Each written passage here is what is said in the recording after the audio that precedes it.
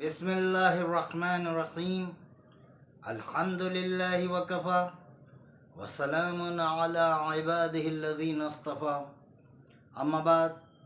नाज़रीन मोहतरम, आज हम जिन आसाइशों और जिन आसानियों और जिन सहूलतों के साथ ज़िंदगी गुजार रहे हैं, हमारे माँ बाप की ज़िंदगियों में वो सहूलतें और वो आसानियाँ नहीं थीं।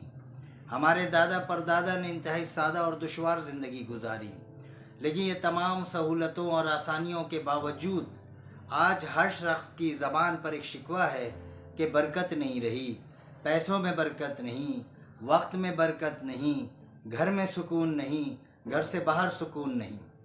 कभी आपने ये सोचा कि सुकून और बरकत गई कहाँ?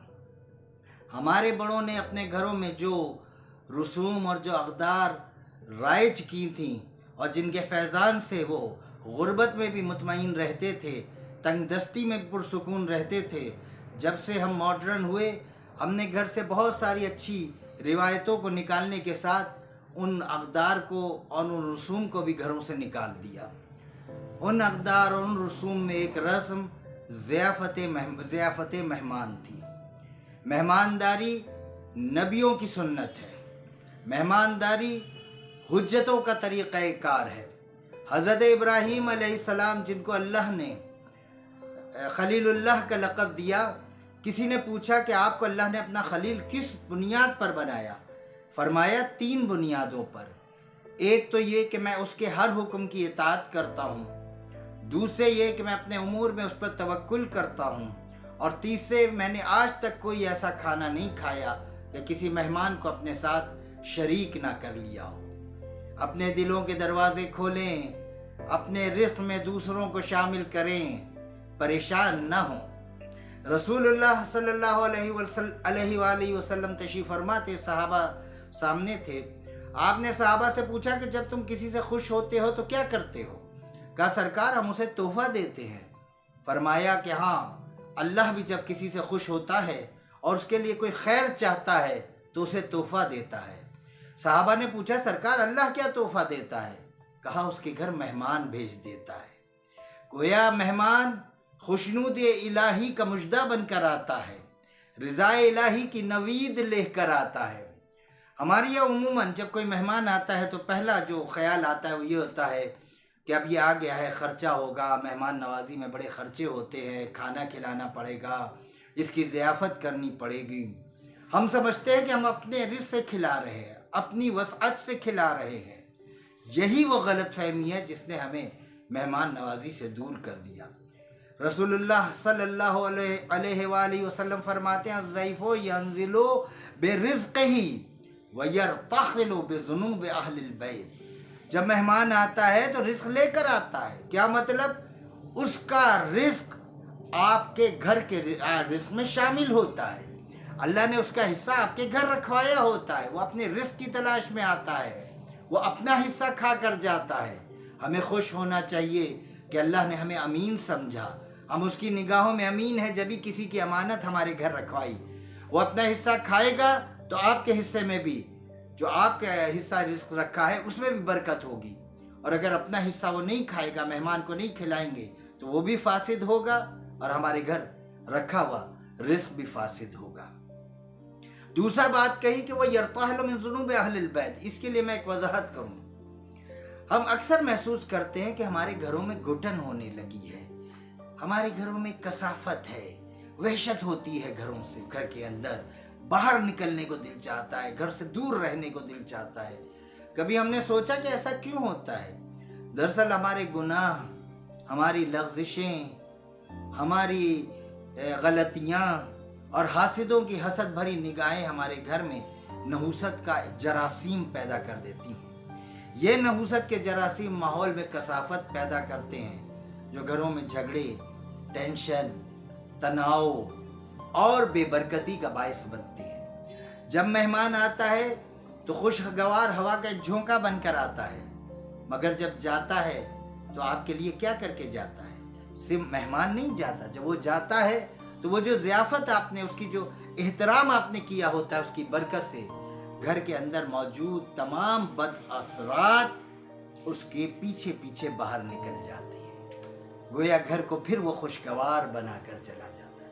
اسی لیے آپ نے دیکھا ہوگا کہ جن کے گھروں میں مہمان نوازی زیادہ ہوتی ہے ان کے گھروں میں وہ کثافت نہیں نظر آتی، ایک روشنی سی نظر آتی ہے، ایک تازگی سی نظر آتی ہے۔ ہم بعض اوقات یہ سوچتے ہیں کہ جب ہم مہمان کو کھلاتے ہیں تو ذہن میں ایک غرور سا آ جاتا ہے۔ اکثر لوگوں کو کہتے سنا ہے کہ بھئی ہمارا تو دسترخوان بہت بڑا ہے، ہمارے یہاں تو مہمان آتے رہتے ہیں، مہمان نوازیاں ہوتی رہتی ہیں۔ گویا ایک تکبر ہے کہ ہم لوگوں پر احسان کر رہے ہیں۔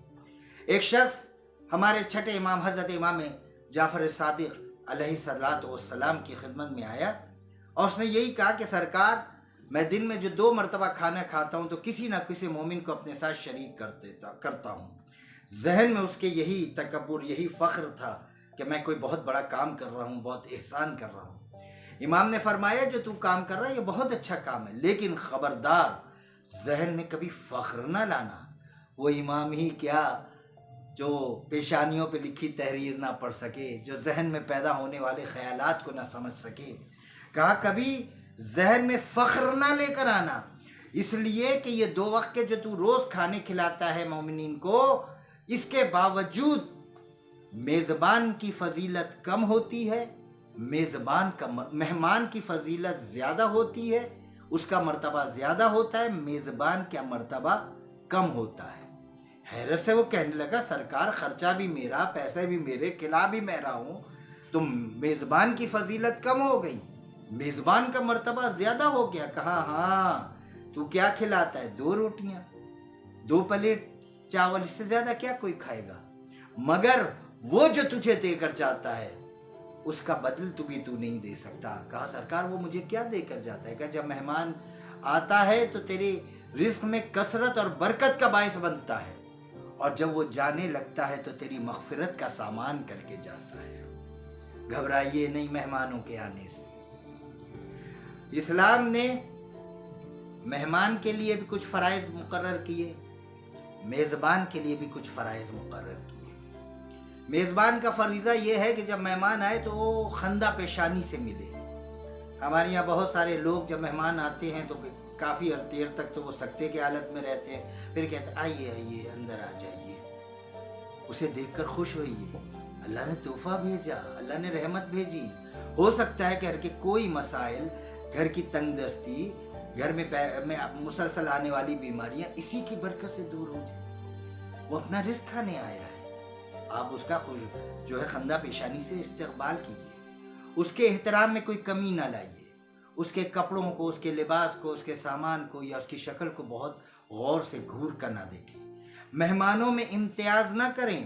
یہ نہیں کہ کوئی بڑا آدمی آیا ہے، کسی بڑے سرکاری افسر آیا ہے تو سمجھ میں نہیں آتا کیا کیا اس کے آگے نہ پیش کرے، اور ایک غریب رشتہ دار آیا ہے تو چائے بنانے کو بھی کوئی تیار نہیں۔ خبردار، یہ حق آپ کو حاصل نہیں ہے۔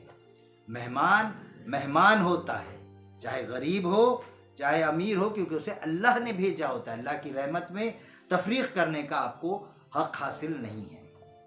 اس کے سامنے ایسی باتیں نہ کریں، ایسی مصیبتیں اور پریشانیاں، ایسی گفتگو شروع نہ کریں جس سے کہ وہ پریشان ہو جائے۔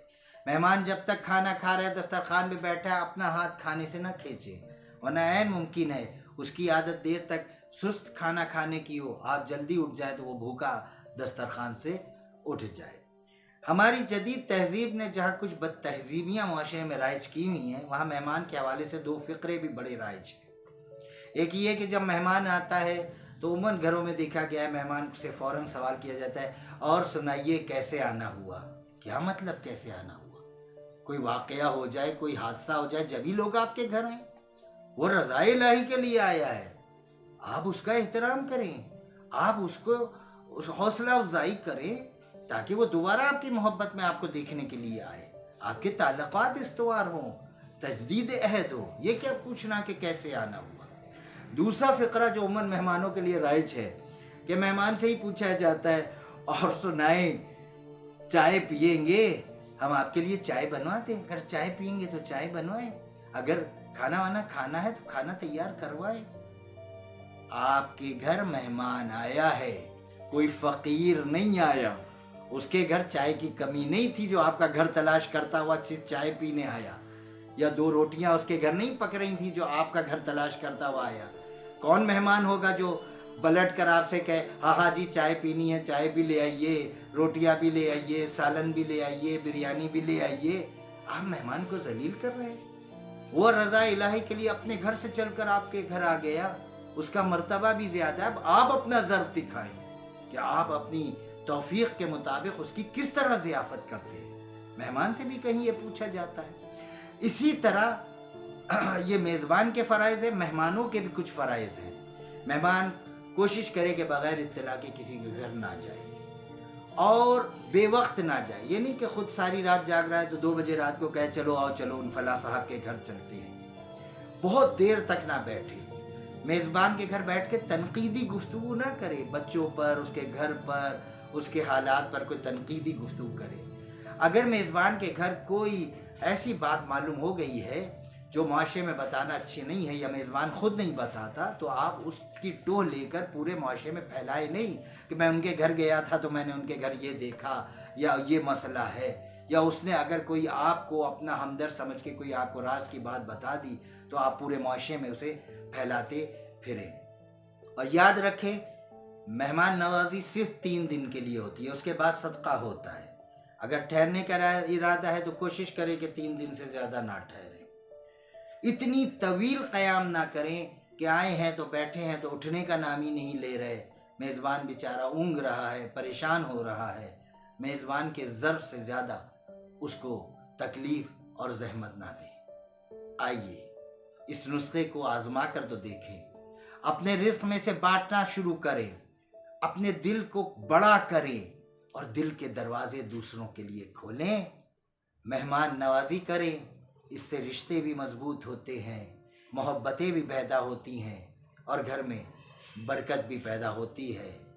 आज़माना शर्त है। वसल्लल्लाहु अला मुहम्मदिन व आलिहि तय्यबीन अत्ताहिरीन।